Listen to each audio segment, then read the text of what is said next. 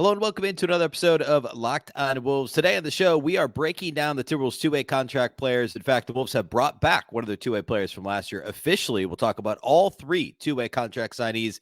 If any of them could be on the bubble to make the roster at all and could have their spots pushed by some of this year's non-roster invitees to training camp. We'll talk about all that here on the show. Welcome in.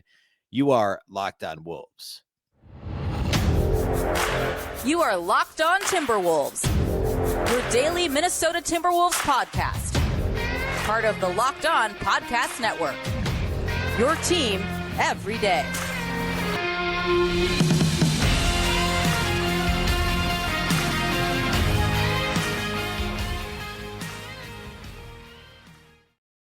Welcome to the Locked On Wolves podcast, part of the Locked On Podcast Network, your team every day. My name is Ben Beecken. I'm the host of Locked On Wolves. Today's episode is brought to you by our friends at Jase Medical. Empower yourself when you purchase a Jase case, providing you with a personal supply of 5 antibiotics that treat 50-plus infections.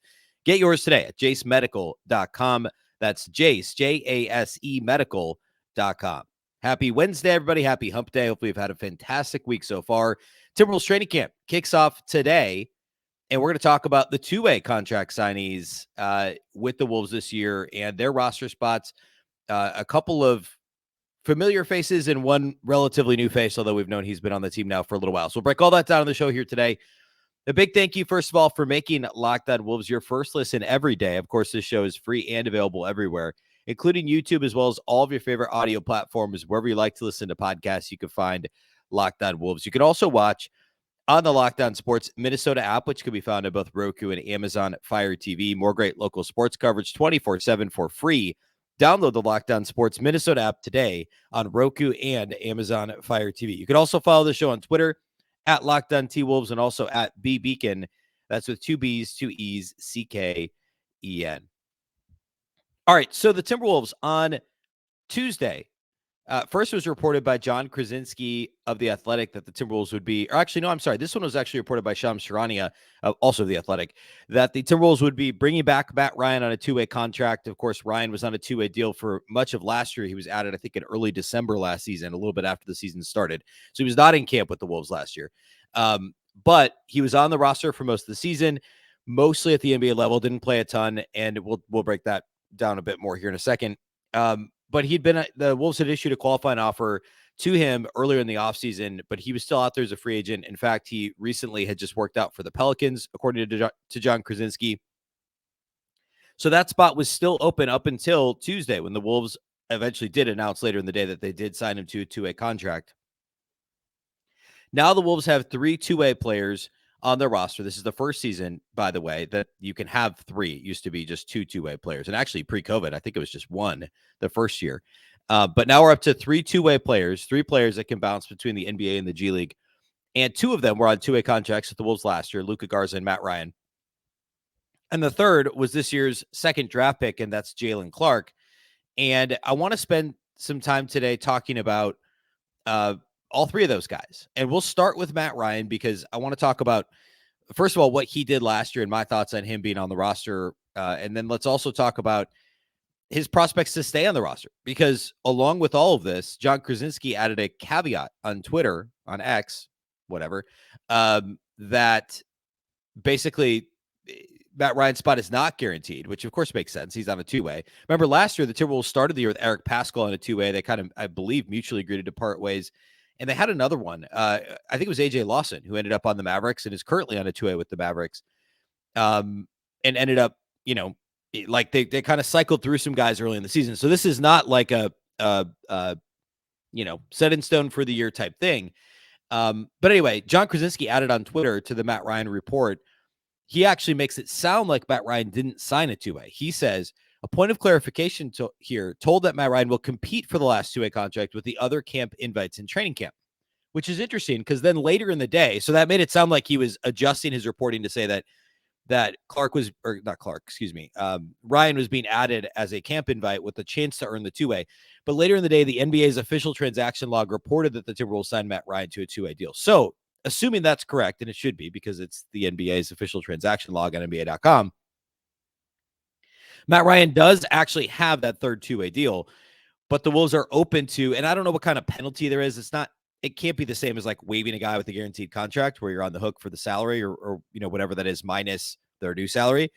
There's got to be some sort of penalty. There must be out. Maybe it's maybe it's similar to the Exhibit 10 signing bonus. You got to pay him, $70K or whatever. But if there's obviously not a whole lot of risk to it. So for the moment, let's assume that Matt Ryan has that final two-way deal. Luka, Garza, and Jaylen Clark being the other two, and we'll talk about Garza and Clark later in the show. So in terms of Matt Ryan's performance last year and his essentially credentials to have this spot, he's a shooter, right? Like that's what he's known for. That's what he's done. That's what he did with the Lakers early last season when he was, he had a couple of really nice games. I think he hit a game winner early in the season last year for the Lakers. And then they eventually waived him. Remember, there was that he was asked, I think, on national TV or by one of the national reporters in a scrum in the locker room, like, hey, what about this news the Wolves or the Lakers are waiving you? And he was like, yeah, I hadn't heard that yet. That whole thing. And then he ends up with the Wolves. He only plays in 22 games in a Timberwolves uniform. So he played in 12 with the Lakers last year, 22 with the Timberwolves. And he played in 7 for the Iowa Wolves. At the NBA level, Matt Ryan shot 37% with the Lakers, just a shade under 39% from 3. This is with the Timberwolves. And actually played pretty well when he got on the floor. Early in his stint with the Wolves, they tried to use him as like, hey, we're shorthanded. Towns is out. We need some floor spacing. Get in there and play well. And he struggled. And then he kind of completely fell out of the rotation. We didn't see him for a while. Then he played a bit more towards the end of the season and was better in those stints. And that kind of buoyed his overall numbers and everything that came out of last year for him. But my thing with Matt Ryan is he is a shooter. He doesn't do anything else. He's a minus defender. He's one of the worst rebounders, probably the worst rebounder on the roster now. The only guys that had lower rebound rates than him last year, or you take his career rebound rate, which is, again, just 35 NBA games. So really small sample. But like Bryn Forbes and Austin Rivers were the only guys that had lower rebound rates last season. And that's not his game, right? Like, yeah, he's big, but he's on offense. He's on the perimeter. On defense, he's likely on the perimeter. He's 6'7", sure, but modest athleticism, modest nose for the ball in terms of rebounding. So the only thing he's really supplying you is shooting. That said, the problem is he's only 37% for his career from deep. Again, just 35 games. So we're talking, what's the grand total? 89 three-pointers at the NBA level. So 33 for 89. That's a painfully small sample. And it's a bit of a catch-22. And I remember saying this last year during the season too, is it's understandable that for a shooter, you have to play enough to get into a rhythm, but you have to be able to shoot well enough in order to justify your playing time if you don't do anything else. And it's tough. It really stinks, but that's the life of somebody who is a sharpshooter, and that's supposed to be their role. You have to shoot when you get on the court. You have to make your shots when you get on the court because the Wolves know he's not providing them value defensively on the glass. He's an okay cutter, but like he's not scoring. He's not taking anybody off the dribble, right? Like in some ways, he reminds me a little bit of a non-rebounding Juancho Hernan-Gomez. And now Juancho is a little bit bigger. Juancho is more like 6'9", 6'10", more of a 4. Matt Ryan's more of a 3. But that type of a player where he's not giving you a whole lot else. Like he better be able to knock down his threes. Both are good cutters. Juancho is probably a better cutter than Matt Ryan. But that type of a player, like if he's not making his threes, then what's the point?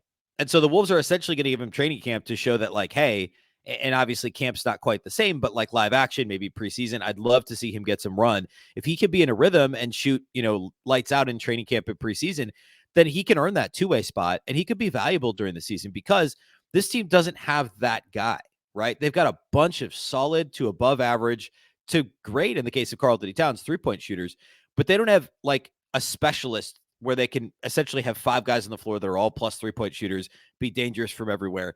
Like they don't really have that still. That guy who could come in and be that sharpshooter. And at times last year, it hurt to not have that role filled. Now, to be clear, the bar overall across the roster has been raised dramatically in terms of 3-point shooting. Like they added a couple of league average at worst 3-point shooters, depending on, Troy Brown Jr. shot 40% last year, but had never been above like 34 before that.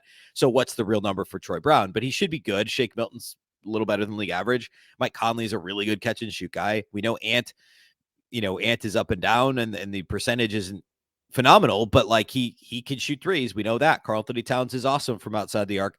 Nas is probably about league average. So basically everyone in your rotation, save for, and I know Kyle Anderson shot 41% last year, but from three, but teams are daring him to shoot threes, especially above the break. To have another guy that can shoot threes is valuable. And I want to be really clear. That's the only thing Matt Ryan does, and he's got to do it better if he's going to maintain that two-way roster spot. We'll get into this a little bit later, but based on John Krasinski's report, some of the guys we talked about on Tuesday's show on the Exhibit 10 deals, the training camp deals, the non-guaranteed deals who are likely to end up in Iowa, could one of them take the Matt Ryan spot? Because his is probably the most tenuous of the three two-way deals at the moment. So we'll get into that later. Next, I want to talk about Luka Garza, expectations for this year, why I don't think he's going to end up in that 15th roster spot, the standard spot. I know I know a lot of fans really like Luka Garza, but I think two-way is his destiny this year. We'll talk about all that here next.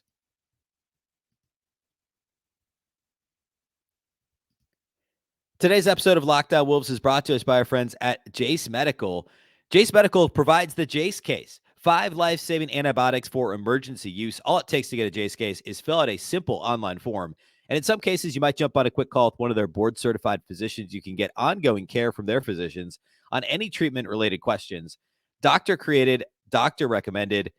The Jase case is fantastic. I ordered mine a couple weeks ago, and it showed up in like 5 days. It's got the 5 antibiotics, as mentioned. And put simply, it's going to make sure that I don't get caught unprepared. We're heading into fall and winter travel season, and especially if you're traveling in the Midwest, the upper Midwest, you don't want to be caught unprepared. And by the way, there's tons of other things. Pandemic recently, which led to shortages, supply chain issues, relying on countries, where we're getting antibiotics from. Put simply, you can avoid being caught unprepared by having the Jase case. Everyone should be empowered to care for themselves and their loved ones during the unexpected. Jase will handle everything from online evaluations to licensed pharmacy medication delivery and ongoing consultation and care.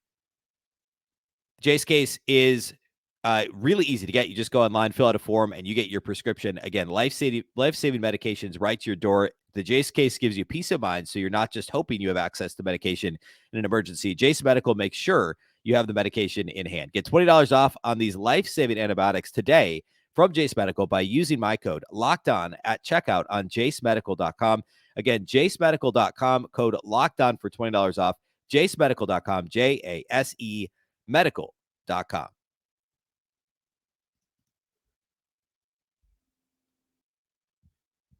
All right, a big thank you once again for making Locked On Wolves your first listen every single day. Of course, every day, as we're continuing our player preview series. We have a full roster. We're doing all 21 players, I believe, between the standard roster, the 3 two-way contracts, and the non-roster invitees. We did the non-roster guys on Tuesday's show. Today, we're doing 2 ways.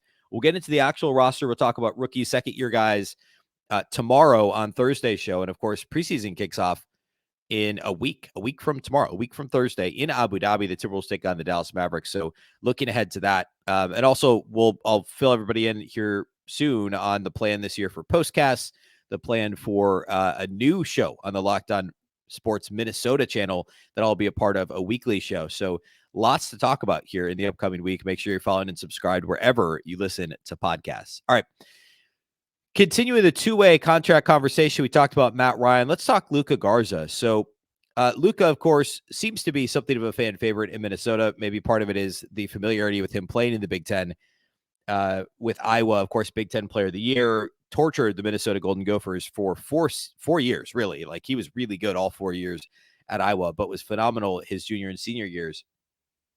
And was second-round draft pick by the Pistons, played sparingly at the NBA level, and, was okay at the G League level with Detroit. Timberwolves brought him in last year towards the beginning of the season on a 2-way deal, and he actually ended up getting a little more run than expected. Believe it or not, he played less for the Wolves than he did for Detroit in his first season, but he was certainly better in Minnesota. Just seemed more comfortable if you watched him at all with the Pistons. It seems like it always kind of seems like he's playing fast because he really plays hard. He does hustle, and also because he's not very fast, and so it's almost comical in a way, but like positive, right? Because he plays really hard, and all that's super important. At the G League level last season, he was utterly dominant. I believe he won the season-long MVP award at the G League level, was the captain of one of the all-star teams in the G League.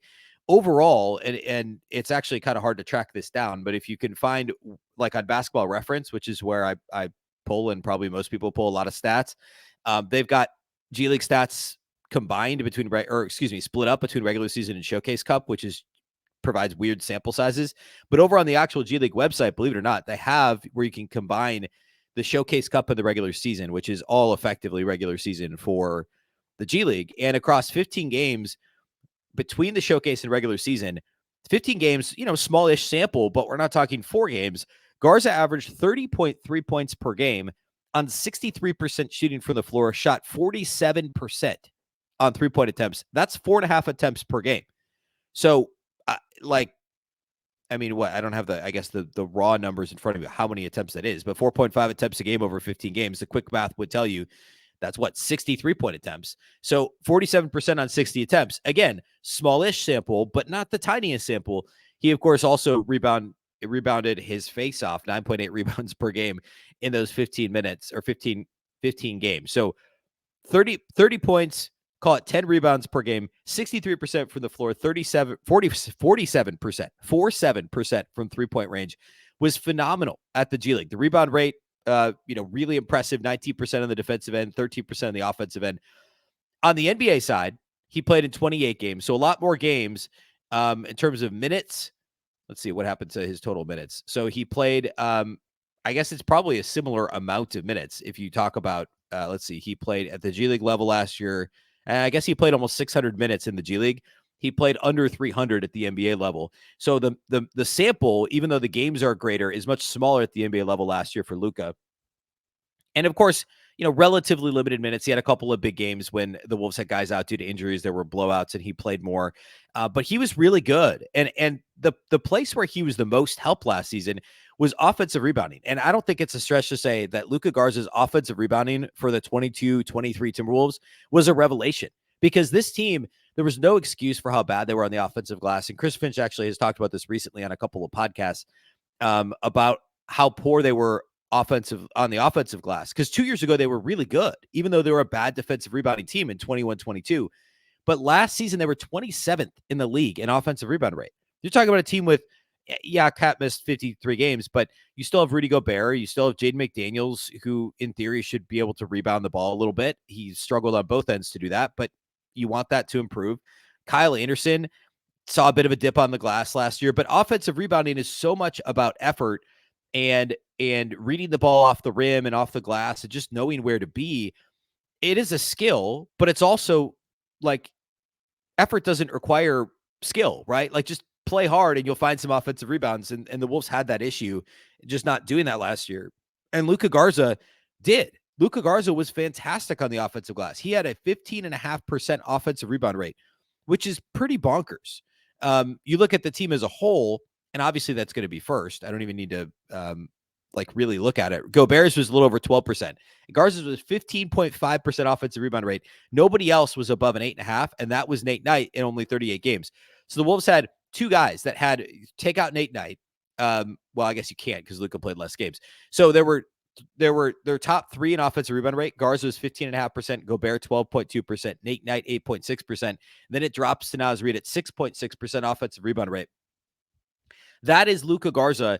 It's effort, it's hustle, it's offensive rebounding, it's touch and knack around the rim, because he does have all that. He obviously has good touch. He was a phenomenal post scorer in the Big Ten, and he's actually pretty good as a rim runner in transition. He's not fast, but because he has such good touch and he runs hard and he knows where to go, he's a very intelligent player. He knows where to be on the floor. He can score on rim runs, and he did that pretty regularly. And transition offense, believe it or not, was a problem at times last year for the Wolves. So if Garza finds himself on the floor, he's going to get those buckets on rim runs, offensive rebounds. He's going to get fouled, run up the other team's foul count, get the Wolves into the bonus. The main issues, of course, are the 3-point shot hasn't been consistent at the NBA level, although last year he did manage to shoot, 36%? Yeah, 35.9%. The NBA level last year from outside the arc. So, maybe there is some real improvement there if he was 47% across 60 shots in the G League and 36% at the NBA level. If that's real, that helps quite a bit. Defensively, he's solid. He's a good post defender, and he has enough size and enough strength to be able to do that. He has lost weight since his college days, and he's a bit better in pick and roll coverage. But the lateral quickness still just isn't there. The foot speed isn't quite there to be impactful on the defensive end. So that's really the reason why you can't play him more, is the opposing team will just put him in pick and roll all day, and you can play hard all you want, but athletes are gonna beat you at pick and roll at the NBA level often if you're not able to keep up, and that's the biggest problem with Garza. But how good he was on the offensive glass, how good he was in transition, and how good he can be on the defensive glass, and also some upside there in terms of shooting the ball. He's still he's an older rookie. He's still, he's not quite 25 yet. There's a shot he at some point gets elevated to the roster, but I think you'd really have to have an injury to somebody early on in the season or in training camp for that to be the case. The Wolves have him on a two-way. He's not going anywhere this season. If he gets some chances this year, like say Leonard Miller doesn't perform well in camp, or they just want him in G League, at the moment, Leonard Miller is probably going to be ahead of him on the depth chart, right? He fits more what the Wolves are trying to do from a positional standpoint than Garza does. But perhaps Garza can work his way into the rotation during the season. There are NBA caliber skills that Garza has. Everything I just listed. The limitations, though, are pretty extreme. Extremes, maybe. I would say severe limitations, right? You can't play Luka Garza 30 minutes a game. You can't play him 25 minutes a game. Can you play him 15? Maybe, depending on the matchup. He has an NBA skill. He should be in the NBA, but I don't think he's a regular NBA rotation player. Depending on matchups, he could be. And we'll see. And maybe I'm wrong, but I just think that the defensive limitations are too great. But I love the effort. I love the offensive rebounding. I love the touch around the rim. I love the transition offense. There's a lot to like about Luka Garza, and I'm excited that he's back with the Wolves this year in the role that he'll be in. All right, let's close the show today by talking about Jaylen Clark, and if any of the Exhibit 10 or non-roster invitees in training camp could end up grabbing a two-way spot away from one of the guys we're talking about today. We'll talk about all that here next.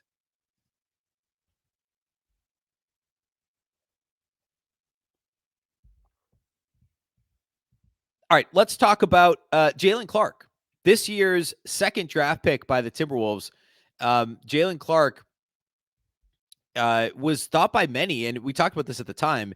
There were a lot of people that thought Jaylen Clark, from a draft pundit standpoint, that thought Jaylen Clark had a shot at going in the first round. There was even, I think it was Sam Vecini at The Athletic, actually had him like 13th on his big board. I think John Hollinger had him really high.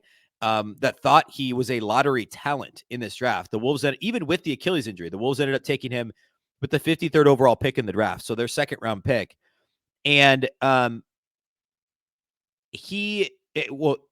Wolves didn't have a first round pick this year, of course. They traded up to get Leonard Miller, and then with their second pick of the second round, they took Jaylen Clark. He probably would have been a first round pick, probably a late first round pick realistically, had he not torn his Achilles late last season in college. But there's a real case to be made that he was the best defender in the nation last year at the college level. And that essentially was the argument for him going in the first round. He tweeted out yesterday, or posted on X, or a couple days ago, this was maybe Sunday or Monday, he said something about getting great news, and he's going to be on the court soon, and he's happy the Wolves took a chance on him. I'm paraphrasing, of course. But that, like, the Wolves haven't said anything officially. The word had always just kind of been, and I don't know that it was ever officially reported as an Achilles tear. In college, they're cagey about these things. They called it an Achilles injury. I think that would be the assumption. But if he's already on the court 6 months later, that's kind of crazy. I wouldn't expect him to play in live game action, assuming it's some sort of a tear, until after the first of the year. And I would be really surprised still, at least I would have said that before he tweeted this the other day, if he gets on an NBA court this season. So the two-way contract thing is interesting. I'm sure the Wolves just said, hey, we have an extra one this year. They didn't want to give him the Sachin Gupta special, if you will, with the Jaylen Noel, Naz Reid deals, where he gets guaranteed money over the first couple of years, the second two, but partial guarantees. The second 2 years are completely non-guaranteed. So it's a win for everybody. That's still a little too much risk for a guy coming back from an Achilles injury, right? So the Wolves put him on a two-way deal. He'll almost certainly remain there the whole season. And then next offseason, the Wolves could elevate him to one of those partially guaranteed deals in a roster spot if his recovery goes well.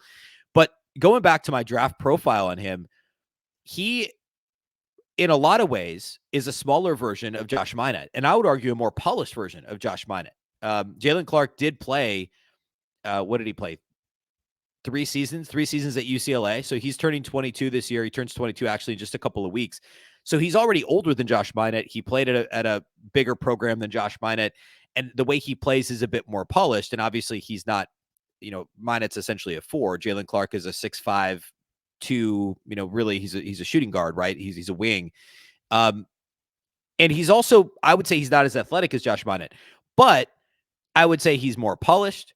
I would say he's, even if he's not as athletic, I would say he's got a really strong defensive IQ. Maybe is the best way to say it.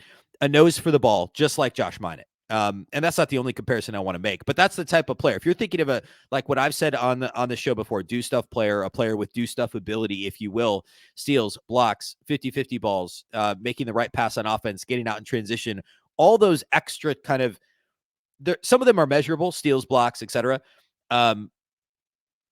But not all of them are, right? Some of those intangible type things on the court where you're head manning, you're making the right pass, you're getting out in transition, you're getting back in transition defensively, you're hustling up and down the court, you're getting up quickly when you fall down, like those things that don't show up in the box score.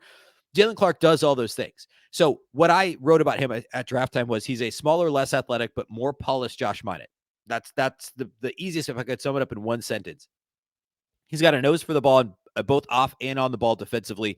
He's got a really good size for guarding the point of attack.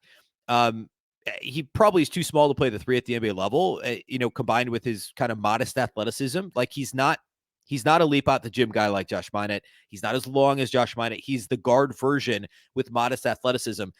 But it's really hard to undersell just how important his rebounding ability, yes, at the 2 guard spot, his rebounding ability and his defensive IQ are.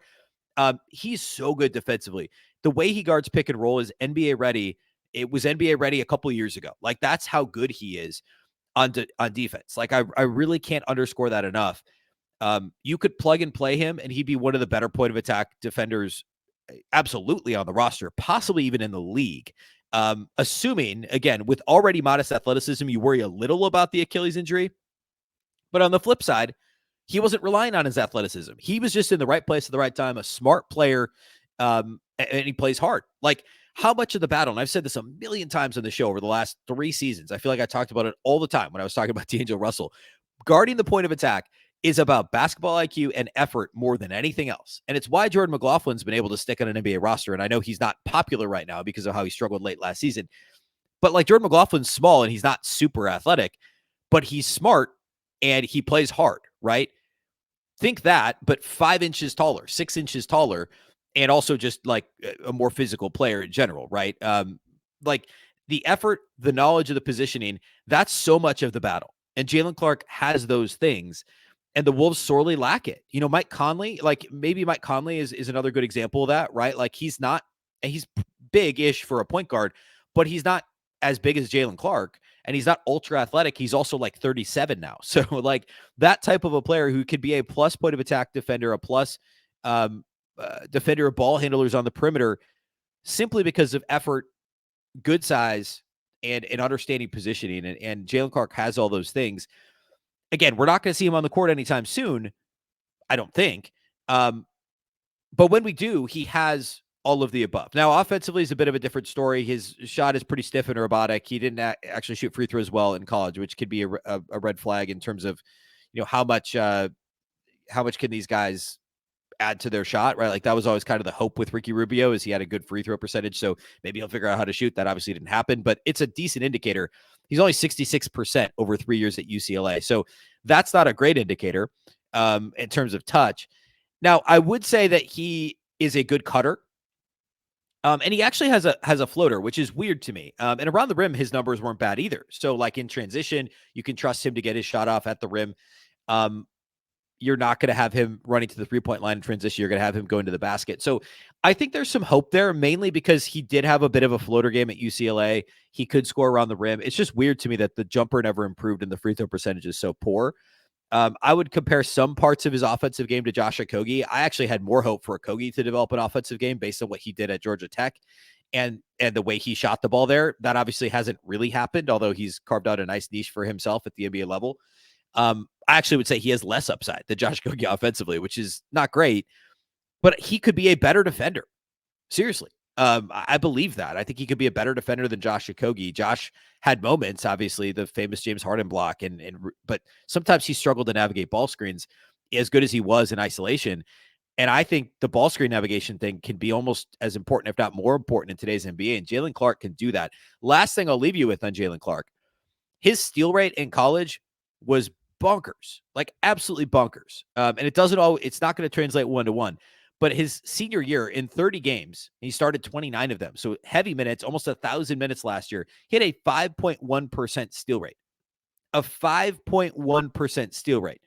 For context, the best steal rate on the Timberwolves last season was, hang on, it went away. The best steal rate on the Wolves last season was Wendell Moore in just 29 games, 2.5%. More than twice that was Jaylen Clark's steal rate at UCLA. Jordan McLaughlin had 2.2% steal rate. Anthony Edwards, a 2.1% steal rate. In college, in 30 games, nearly 1,000 minutes, Jaylen Clark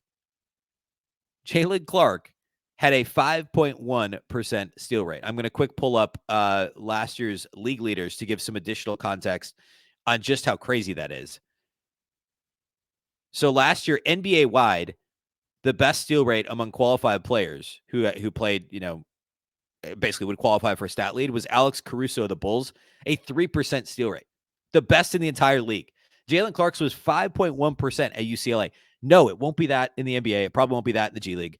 That's a crazy number. NBA players and G League players, believe it or not, are less sloppy with the ball. As it turns out that in college, you're going to be playing with all good athletes instead of in college where it's mostly really good.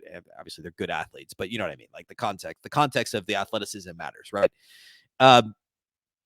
So the point is, steal rate, though, is a lot about athleticism, yes, but even more about positioning, understanding of where you need to be, and also effort level, right? Jaylen Clark has that. He has the effort level. He has the intelligence. He has the understanding of where to be and when. All that stuff is so important, and I cannot wait to see him on an NBA floor. So wishing him a speedy recovery. Of the two-way spot players, I would say that Matt Ryan's is the most tenuous because he only offers the one NBA skill and doesn't provide anything else. Jaylen Clark will be much more well-rounded when healthy. He was also a draft pick, which helps. Luka Garza has more to provide at the NBA level than Matt Ryan, in my opinion. So Matt Ryan's spot could be tenuous. We talked a little bit about all the guys on the non-roster invitee list the other day. Trevor Keels would be the most recent signing. He's the one that I think would have the inside track on taking that spot because he plays a similar position. He's a little smaller. He's really more of a big guard than he is a wing like Matt Ryan, but he's a better defender, obviously, than Matt Ryan, and he's got a bit of upside offensively. He could turn into a decent three-point shooter. He's also a good secondary playmaker, et cetera. And then Vit Krejci would be the other one who's, again, more of a big guard than he is a wing. But those two guys, I think, could have a shot at beating out Matt Ryan for that final two-way spot this year. And that's something we'll keep an eye on through camp. It'll be kind of a running theme of like, how's the battle for the final two-way spot going? Even if Matt Ryan has the contract, we've seen the Wolves be willing to recycle these, to flip these spots over quite a bit, especially in the last year with Tim Connolly at the helm. So we'll see how that all shakes out.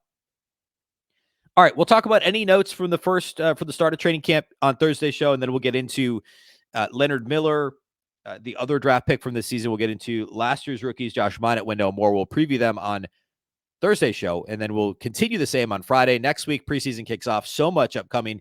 A big thank you for making us your first listen every day, and a reminder that this show is free and available everywhere, including YouTube, as well as all of your favorite audio platforms. You can also watch on the Locked On Sports Minnesota app, on Roku and Amazon Fire TV.